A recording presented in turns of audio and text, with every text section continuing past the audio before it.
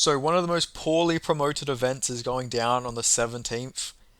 We're gonna have the Combatters Global card, and we're gonna have a fight between Ivan Castillo and Lee Hammond. Lee Hammond is a prospect I'm really high on. He was on the Ultimate Fighter this season.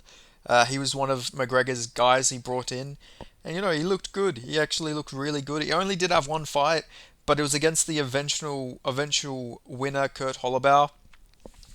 So I'm not going to use that, too badly against Lee Hammond for losing that, especially because he was actually dominating that fight. He was just ragdolling Kurt Holloway, who was a really good fighter.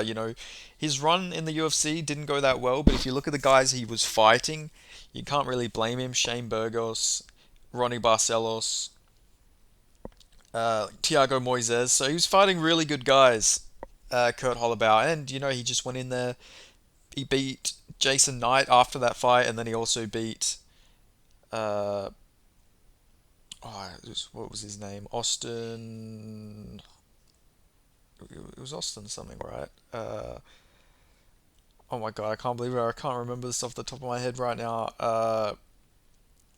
Austin Hubbard, that's it, Austin Hubbard. Sorry, Austin Hubbard. But anyway, yeah, Lee Hammond, he looked better than both of those guys did. He actually made it look competitive. Well, not even competitive. He was running through him before he got caught in a late submission after dominating. And he's a really good grappler. Lee Hammond is a really good grappler. Big for the weight class. He's a lightweight, but he's a very tall lightweight. He's from Ireland, of course. He trains with Conor McGregor. 5-0 as a professional. Obviously, that loss against Kurt Holloway was an exhibition, so he is technically still undefeated in his pro career. Is Lee Hammond. And this guy's really good. He actually is a really good fighter. Is someone to still, even though he's lost, he's still someone to keep your eye on. 27 years old, 73-inch reach, 6 foot tall. But like I say, he's a grappler. He's got some finishes on the feet, but he is primarily a grappler. Very good ground game. Really extensive amateur career here. He's 15-5 as an amateur. That is crazy when you look at it. He's had so many fights from 2015 to 2019 was his amateur career, and then obviously 2023. 2021 was his pro debut, and yeah, he last fought against Kurt Holloway. Hasn't been the most active fighter. I'll say that he's not really super active, but still, he's a pretty good fighter.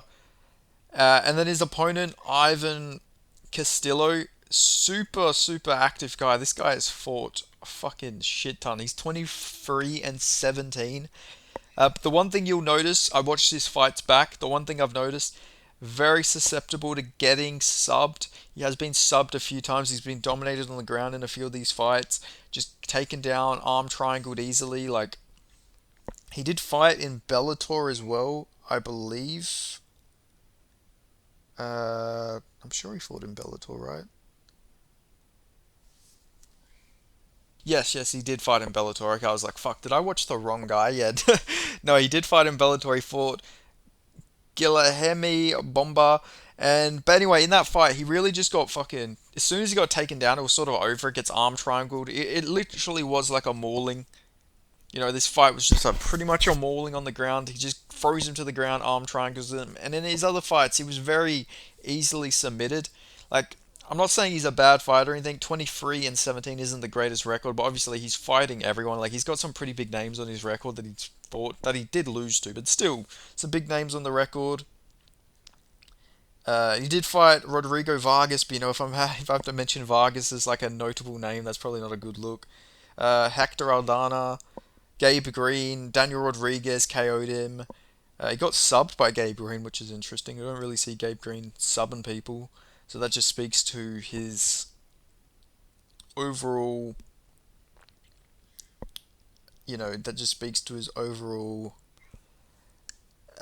submission defense. Although I guess Gabe Green was a bit more of a grappler in his early fights, but since the UFC's become more of a brawler type of guy. But still, anyway, I'm gonna be going with Lee Hammond here. I know I think it was pretty obvious where I was leaning with this fight. I'm gonna go Lee Hammond. This seems like a really good matchup for him. I just see him.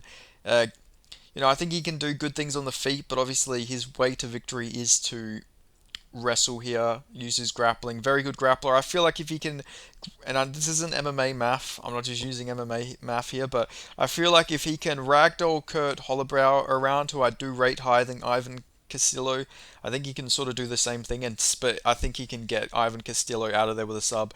And honestly, with a win, you could probably see Lee Hammond in the UFC. He's got that McGregor connection. A lot of the other guys from Tough have been, short notice guys for the UFC. We've seen Landon Quinones signed to the UFC. We've seen Carlos Vera get signed and then cut immediately within a week. But still, we got signed. So, and we even seen Roosevelt Roberts. So I could see Lee Hammond probably getting an opportunity if he does go on to win this fight. So, I'm expecting Lee Hammond in the UFC soon. 27 years old, trains with McGregor. Like, he's already been on Tough as well, had a good showing for himself, so I could see it honestly, especially because Orlando Quinones got ragdolled and subbed. Well, not ragdolled, but he got subbed immediately by Jason Knight. So if he can get in there, I'm sure they'll be looking at Lee Hammond. But I'm gonna go with Lee Hammond here, and I'm gonna go. What submission do I think he gets him out of there with? If I'm gonna be like, he's got a tall frame, does Lee Hammond? Castillo's 5'11". He's been subbed in many different ways, but I'm gonna say he gets a. I'm gonna go rear naked choke. I can see him rear naked choking Ivan Castillo here. So yeah, I'm going with the Irishman, Lee Hammond. But yeah, thank you for watching. I got some more videos planned for today. I'm probably gonna do a lot of content in the next few days, so keep your eyes out for that. Also, once I get to 800 subscribers, I'm gonna be doing a face reveal.